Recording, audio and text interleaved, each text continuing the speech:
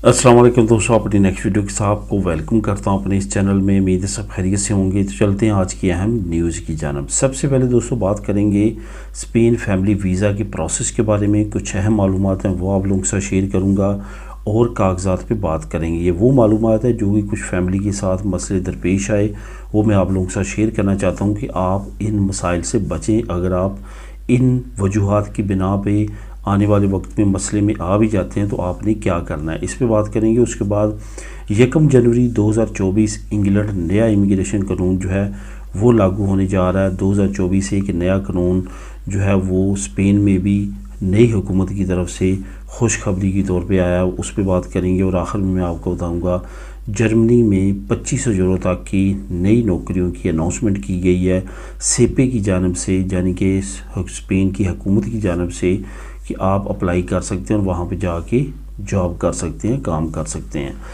तो सबसे पहले तो दोस्तों बात करते हैं स्पेन फैमिली वीज़ा प्रोसेस के बारे में, कुछ अहम मालूमात और इसके कागजात पे जो कुछ दोस्तों ने पूछे हैं। दोस्तों फैमिली वीज़ा प्रोसेस जो है वो देखने को तो बड़ा आसान लगता है, लेकिन जब आप प्रैक्टिकली इसको करते हैं तो छोटी छोटी चीज़ों का बहुत ज़्यादा ख्याल रखना होता है। इन छोटी छोटी चीज़ों में अगर आप गलती करते हैं तो आपका वीज़ा प्रोसेस जो है वो ना सिर्फ रिफ्यूज़ल की तरफ जाता है, बल्कि आने वाले 1 साल 2 साल आपके मज़ीद ज़ाया हो जाते हैं। और अगर आपने कोई बड़ा ब्लंडर कर दिया ना चाहते हुए भी या ना समझी में, तो उसमें आपकी रिजेक्शन भी आ सकती है। रिफ्यूज़ल और रिजेक्शन में ये फ़र्क होता है कि रिफ्यूज़ल जो है उसका मतलब होता है कि आपके डॉक्यूमेंट में कोई ऐसी कमी है, आपको अभी हम वीज़ा नहीं दे सकते, आप दोबारा उस कमी को दूर करें और दोबारा से अप्लाई करें।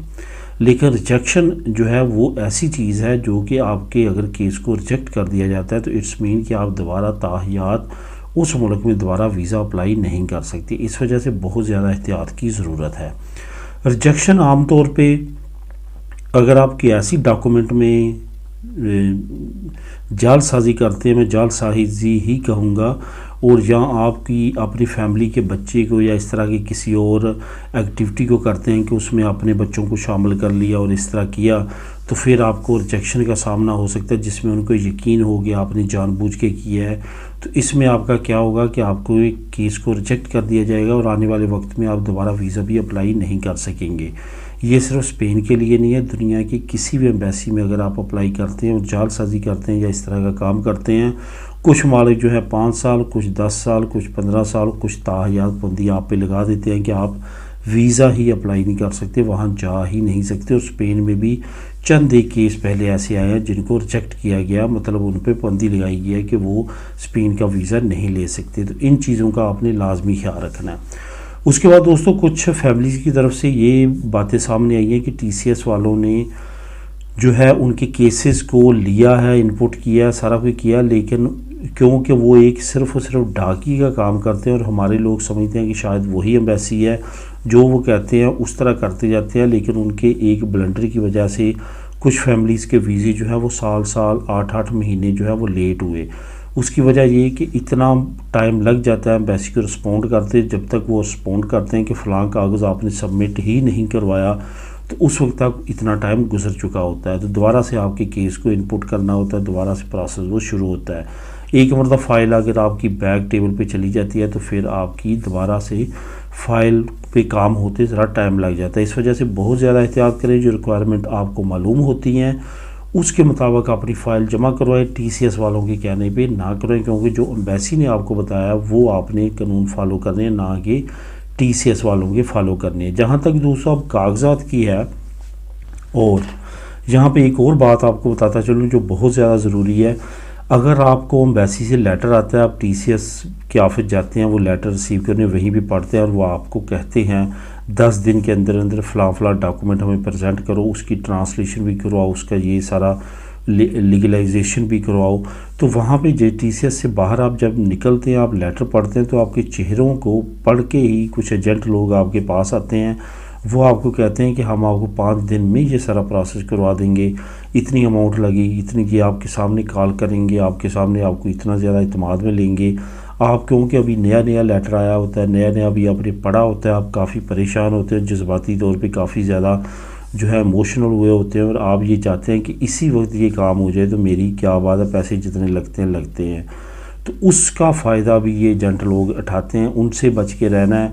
वो आपको अथोराइज्ड ट्रांसलेटर से ट्रांसलेट नहीं करवा के देते, वो एम्बेसी एक्सेप्ट नहीं करती, जिसके बाद आपको खमियाजा भुगतना पड़ता है और आपके केस को रिफ्यूज़ कर दिया जाता है। इन चीज़ों का दोस्तों आपने ख्याल रखना। 10 जो दिन है वो अच्छा खासा टाइम है, उसी वक्त आप प्रोसेस शुरू कर दें। उसी वक्त वो डॉक्यूमेंट जो है वो DHL के ज़रिए जो है वो सेंड करें स्पेन में, जहाँ से ट्रांसलेशन हो के 1-2 दिन में आपके पास दोबारा जो है वो सेंड किए जाते हैं। 6 दिन में, हद 7 दिन में आपके पास पहुंच जाता है और आप 10 दिन के अंदर वो जमा करवा देते हैं। बहुत सारे लोगों ने ऐसा किया, कोई मसला नहीं है कि ये नहीं हो सकता, बिल्कुल हो सकता। जहाँ तक कागजात की तैयारी का तल्लक है तो लाजमी तौर पे अपने स्पेलिंग, नामों के और सारी चीज़ों को 3-3 मरतबा 4-4 मरतबा चेक करें। बहुत सारे केसेस में ऐसा देखा गया है कि आपके ID कार्ड जो उस पर स्पेलिंग कुछ और है, आपका जो बर्थ सर्टिफिकेट है उस पर स्पेलिंग कुछ और है, आपका जो मैरिज सर्टिफिकेट है उस पर स्पेलिंग कुछ और है। एक स्पेलिंग भी इधर से उधर नहीं होना चाहिए, वरना आपका जो वीज़ा है रिफ्यूज़ हो सकता है। इन तमाम बातों में दोस्तों अमल करें। ये वो बातें हैं जिन पे रिसेंटली या लॉन्ग टर्म फैमिलीज़ को जो है वो मसले आए हैं और उनके वीज़े रिफ्यूज़ हुए हैं। इन तमाम चीज़ों को आपने कवर करना है, इन तमाम चीज़ों का ख्याल रखना है, तो इंशाल्लाह ताला आपका वीज़ा प्रोसेस काफ़ी फास्टली कंप्लीट हो जाएगा। अब दोस्तों बात करते हैं कि 1 जनवरी 2024 से इंग्लैंड में एक नया इमिग्रेशन कानून जो है वो इम्प्लीमेंट होने जा रहा है। होम ऑफिस ने अपनी वेबसाइट पे इस पे नई डिटेल जारी कर दी है।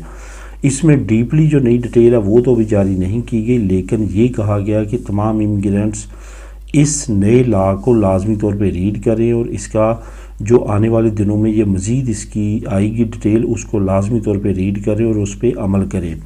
होम ऑफिस क्योंकि कंट्रोल करता है इमिग्रेशन को और तमाम प्रोसेस को, तो यही वजह है कि उनकी तरफ से ये प्रेस रिलीज़ जारी की गई है और उनकी जो ऑफिशियल वेबसाइट है वहाँ पे भी ये न्यूज़ जारी की गई है। इसका लिंक मैं नीचे आपको लिंक नंबर 1 दे दूँगा, आप उसको ख़ुद भी क्लिक करके रीड कर सकेंगे। काफ़ी अहम मालूमात अपकमिंग डेज़ में आने वाली है इमिग्रेशन कवानीन से रिलेटेड, जो कि 2024 में अब ये लॉन्च करने जा रहे हैं 1 जनवरी से।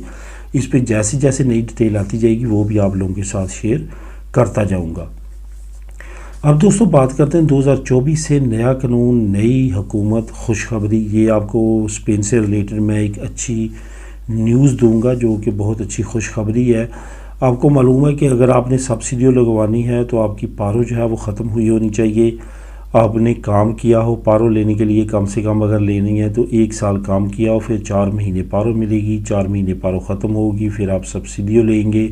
लेकिन अब नए कानून के मुताबिक, जो कि एक बहुत अच्छा कानून लॉन्च करने जा रही है हुकूमत नेक्स्ट ईयर से, वो कानून ये है कि अगर आपकी एज 50 साल से ज़्यादा है और आपने काम नहीं भी किया तो आप सब्सिडी लगवा सकेंगे।